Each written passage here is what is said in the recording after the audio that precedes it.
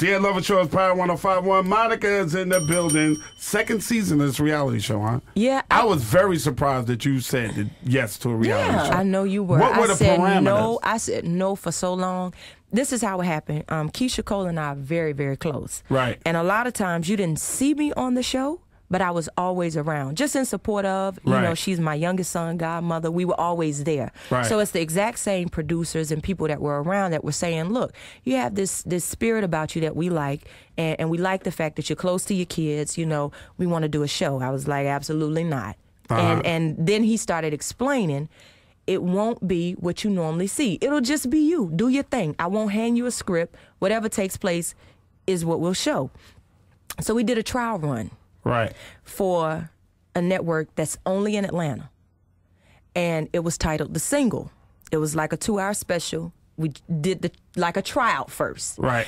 And I was surprised. There was no phony editing, no cut what I said here, make it look like I'm fighting with my mama, none of that. So I'm like, okay, cool. You know, 10 years ago, I would have had a very dramatic show. A lot of screaming, hollering, and fighting. But that's not where I am now. So I didn't want the show to be about that. You know, I really wanted it to be a show about overcoming and making it through different things. I mean, I went through a whole lot, and it's a reason that I'm still here. So let's talk about that, or else no thanks. And they did it that way. So this season, we'll take the show on the road. It won't be the exact same thing you saw. We're doing the BET tour and all that different stuff. And this time I want to just go into some different communities. I always like Tip Show. I like the way it was structured. So I'm going to do a little bit of that just because I do it anyway when the cameras are not there.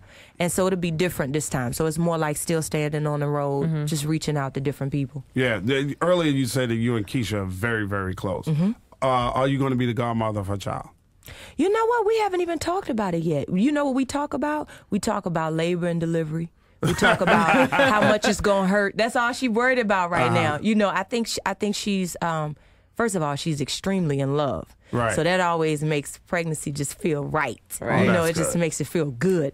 But I think now she's getting nervous. So we hadn't gotten into the godmother, godfather talks yet. Actually, you know, I think my son, he was 2 days old. When we decided, you know, so it kind of happens after the fact. Right. You know, we haven't really gotten into it. She's really now just wondering, okay, what do you put on when this starts hurting and that starts moving? And, you know, so that's what we talk about right now. Y'all talk about the impending motherhood. Right. Exactly. Yeah, because that's scary. You know, y'all just there for the fun part. Right. Yeah. We there for all of it. No. Well, we can't go through the actual pain that you're going through. Exactly. Because the water breaking and the nervousness, we're just as nervous as you are. And I remember looking at Rocco's face. He said, you know, you're a real G. You have not said a word. Does it hurt? Don't ask a question like that. Let's just watch the movies. We watched the movies. I was in labor 21 hours the first time. Wow. And 14 hours the second time, and the epidural didn't work. Wow. So, shout out to all my mothers out there. Yeah. Did you say after the first time, never again, I'm not doing this Absolutely again? not.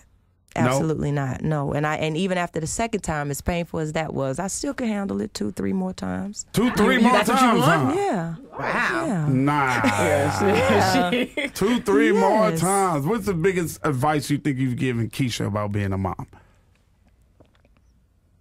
You know, I think the best advice for us because of what we do is to not parent based on what other people think you should parent, you know, based upon. I think that you should... We know what we had and what we didn't have, so all the things that I wanted for my children, you know, I thought about it before they got here, and I wrote the things down that were important to me, and I just look at the list as I go. My son is about to be 5, one just turned 2.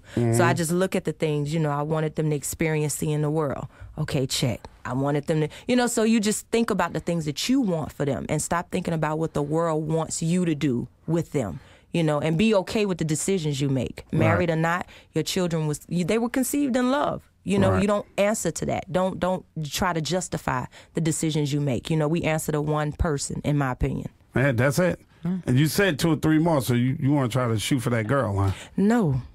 You don't want no girls? I mean, I'll take it, whatever God decides, I'm down, but I love I know having Rocco's boys. like this. Yes! I had 2 boys off the rip, son. I love having boys. It took me 2 times before I got my boy. Really? Yeah, man. Then I had another girl right behind. I was like, damn. Really? I love Summer, but I wanted 2 boys. He told me they were boys. I don't know if he had some premonitions. It's the carry. It's the carry. Whatever. He chooses. Carry high, carry low, and all that old good stuff. The album's coming out March 23rd. It's called Still Standing. Monica That's right. is back with us. God, it's a pleasure to have you. It is. Remember, thank you for supporting me for so long. You remember the first time you saw me when Blue from Flavor Unit Management brought me to, like, yo, this little girl can sing, yo, check this out, son. She can sing. Sing it for him. Sing it for him. You remember? I was like 13 years old, you know, but it's just a blessing to still be here and to be doing what you love. And I thought about the last time I was here, I was doing a magazine cover, and I saw Mano.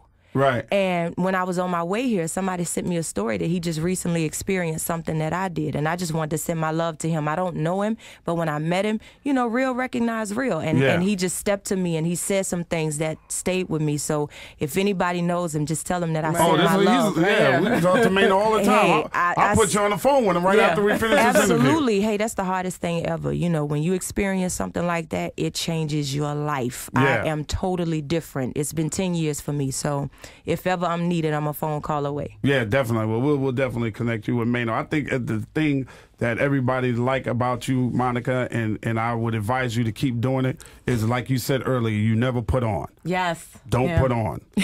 We know you.